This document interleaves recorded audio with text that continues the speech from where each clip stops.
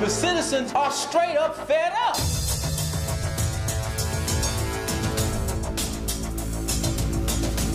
Three years ago, I called for the implementation of body cameras. Body-worn cameras are going to foster accountability. Just like the automatic replay in sports, we're going to depend on these cameras to show us what really happened. You are now suited up to hit the streets, Mayor. I'm ready. Citizens are going to demand transparency. Transparency. And anything less will create more problems in the community than it solves. While everybody's talking about transparency, these lawmakers are saying, hold on, we're rushing this through. There are problems from the get-go. You start off wrong, you end wrong. I mean, we're going to buy a tool that we don't even have a policy for. We are not moving this city forward in the right direction. As soon as we have an incident and somebody says, well, the video wasn't working. Did you click on your camera right away? No, man. Then the next thing we're going to have is we're going to have a protest. The body camera was not turned on until after he was dead. Where is the film? Where?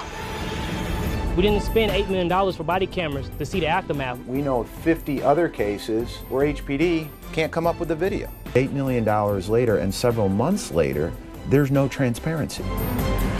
It is a waste of our money and a slap in our face. This is not a conservative or a liberal issue or a black or white issue. No one wants to waste their money. We are spending $8 million for show. Not here. Undoubtedly is not present. Mr. Clayton Hunt. Mr. Hunt, come forward.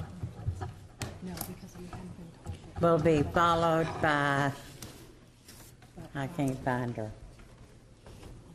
Kathy Griffin Grignon. Mr. Hunt. Go right ahead. Speak into the mic, sir. All right. My name is Clayton Hunt. I am a member of Young Americans for Liberty, the U of H chapter.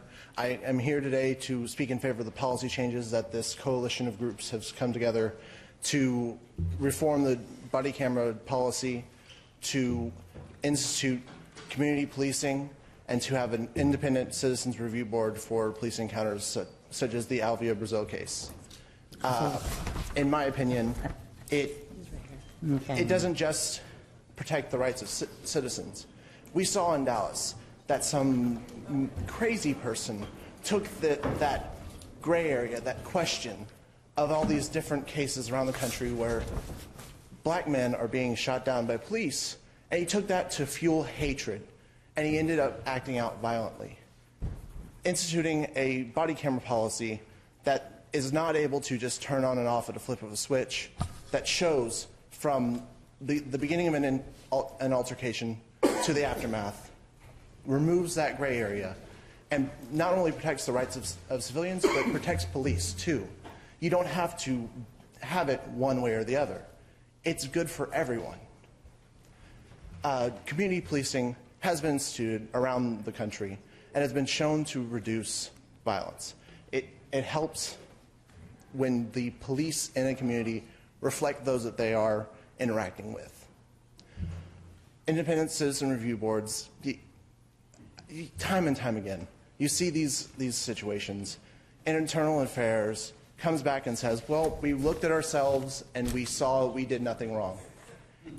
If I had some problem and I called the police and said, hey, look, I interviewed myself and I reviewed my actions and I felt I did nothing wrong, that would be insane.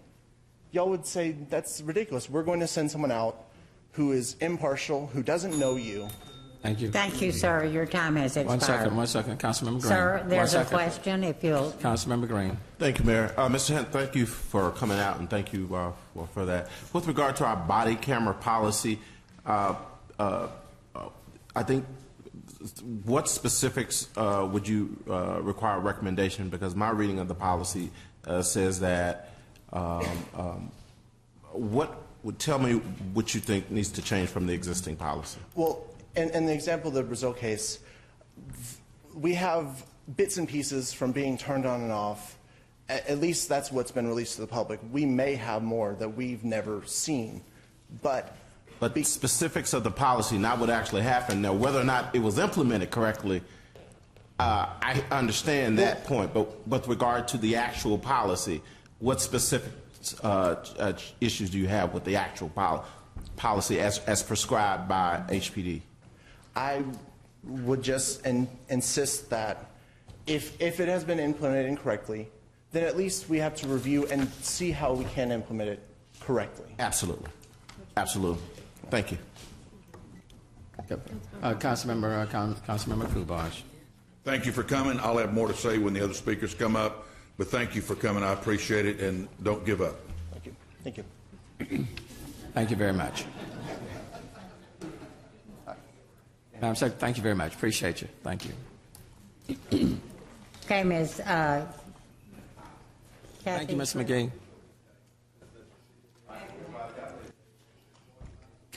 Councilmember Borkins. Thank you, Ms. McGee. Madam Secretary, next speaker.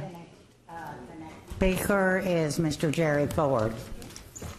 And Mr. Ford will be followed by Ms. Angela Betzel. Good afternoon, Council. Thank you, Mr. Mayor. Let me paint you a picture really quick to properly express my frustration, to tell you what this dilemma that we're facing right now. Growing up, I played Little League Baseball in Acres Homes, a church called St. Monica Knights. And I had a problem as an outfielder. Many of you know about baseball with the sun, where a fly ball in the air, I would lose the ball in the sun. So my solution to that was to buy some sunglasses. I had to kind of protest my mom, no sunglasses, no peace to my mom, so I can play because my coach was upset. The sunglasses was expensive, about $300 sunglasses, very expensive. And you see this all the time on television where you will see these players with the sunglasses on their hats. So if there's a ball in the sun, sometimes you see them on television, they lose the ball, and people are saying, why do you have these sunglasses on top of your hat? $300 for some sunglasses. The point of this story is we are here because we are spending $8 million on body cameras. Councilman Kubash, I don't know how do we justify spending $8 million for body cameras if we don't have a policy put in place that ensures the individuals having their cameras on. Now, you said earlier, Mr. Mayor, that we're going to review this body camera policy. My question is, what is a timeline for this? Because there is no reason for us to spend this money if we just have body cameras for show. I think everybody here on this council could come to that agreement that we don't want to just spend money just for show. We're going to spend $8 million. Make sure we have a body camera policy there to justify spending the money.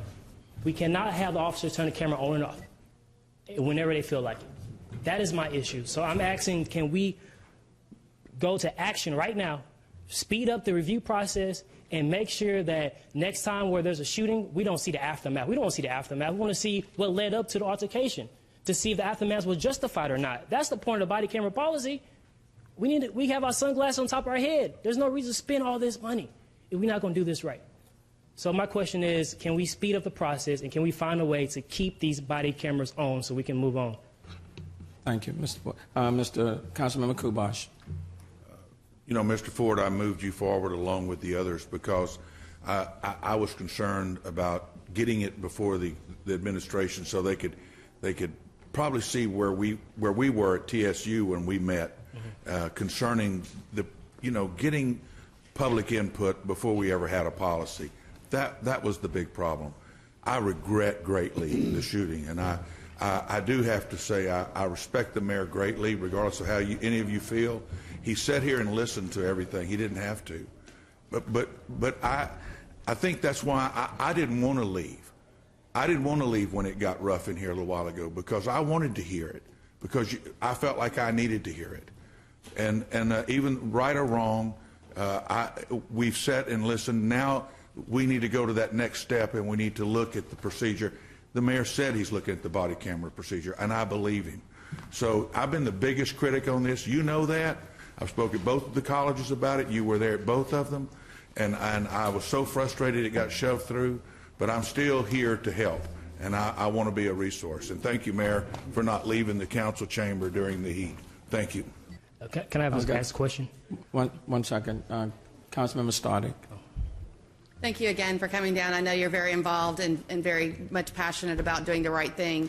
It's important to me, as you know, to make sure that we had I expressed all along, and I know you follow us and you know what we've said, that we put the cart before the horse, in my opinion, because I felt like we needed to have a policy, a strong policy with everyone's buy-in, and to make sure that before we move forward, and it's like having, before we move forward in buying the cameras, it's like buying the tools before you have a plan of what you're building. Only creates more violence. I do believe in people being held accountable for their actions and met with compassionate rehabilitation over death or over a lifetime in prison. I support the meaningful changes that have all been requested by this group. I haven't heard one that I disagree with, to hold the police accountable for their actions. We are all human, we are all imperfect, and we are all also beautiful. And I hope that we can all be held to the same standards. If I have any time remaining, I'd like to hold a moment of stillness for the blacks who have been killed, for the police who have been killed, and the protesters who have been killed or harmed in this struggle for justice. Thank you. Councilmember Christie. Mr. Cobb, that was a well thought out, sincere, and meaningful presentation. I appreciate that. And lady before you, the suggestions were very good. Some of them the police department they're doing now, but I just wanted to compliment that as a beautiful presentation. Thank you. Thank you very much. Okay, Ms. Redmond. Ms. Redmond is coming. It will be followed by Mr. Anthony Collier.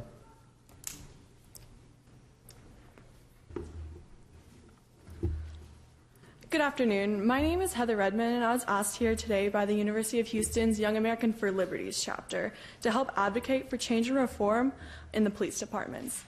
In the passing decades, the police of America have transformed from friendly neighborhood peacekeepers into a military force inside of our own country. We are currently living in a world where black citizens fear for their lives during a routine traffic stop. To live amongst law enforcement in peace, this cannot continue. It needs to be known that the people that the officers are protecting are not acting out of hate or rage or out of protocol. Officers need to be out of control of their body cameras for this exact reason. Our officers should be so sound in their actions that they do not fear in others seeing their motivations behind pulling a trigger and ending someone's life. Violence and police brutality have been overwhelmingly present in the news, and it seems like every day we are hearing about another account where a citizen is being shot by a police officer. And in so many of these cases, there is not enough evidence to justify these killings.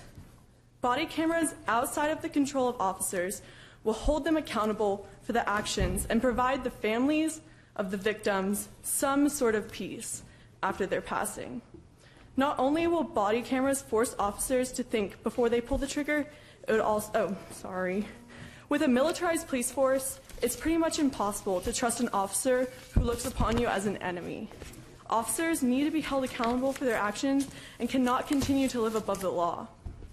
Cameras will also help restore faith in the citizens. The cameras will eliminate the gray area in the investigations and will let people know that when citizens are dying, it's not out of hate.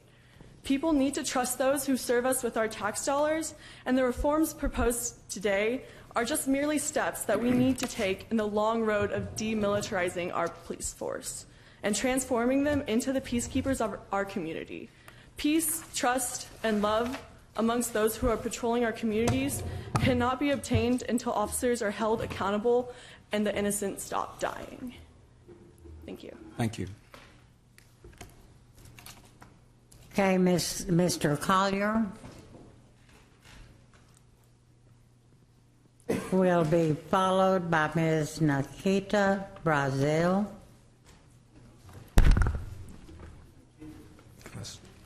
Greetings, Mayor, council members. I came before you all last year to ask you not to pass a body camera bill without first having a proper policy behind it. And the reason why I asked you all this was because I knew a situation like Mr. Brazil's would happen. And unfortunately, I was right.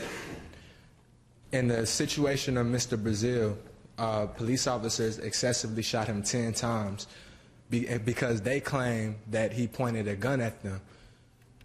But conveniently, there was no dash cam footage, and the body camera footage that we saw did not begin until after Mr. Brazil was already murdered. And furthermore, surveillance footage released from a convenience store across the street showed Mr. Brazil with both hands in the air before he was murdered. And so the purpose of the body camera, the purpose of spending our tax dollars on body cameras is so that we can increase transparency and we can increase trust within the police department. But we have decreased both, and we have wasted our tax dollars without a proper policy in place. And so we have emailed each and every one of you a copy of the policy we would like to see. But police and community relations and accountability does not stop with a body camera policy. We need independent citizens review board with subpoena power, and we need proportionate community policing. We cannot allow internal affairs of the HPD to hold police officers accountable, because as we have seen, that is not the case. And I'm not saying all police officers are bad, but one rotten apple will rotten the whole bunch. And we need proportionate community policing so police officers can live within the city limits and they can reflect the areas that they patrol. We are aware that the police union spent at least $112,000 in the recent campaigns, providing funding for our mayor and every city council member except for one. And while I don't think it's wrong at all to receive funding from the police union, I just would say do not allow contributions from the police union deter you from holding rogue police officers accountable. That's cool. And I also would contend that, black on black crime, I don't believe that is an excuse for police brutality.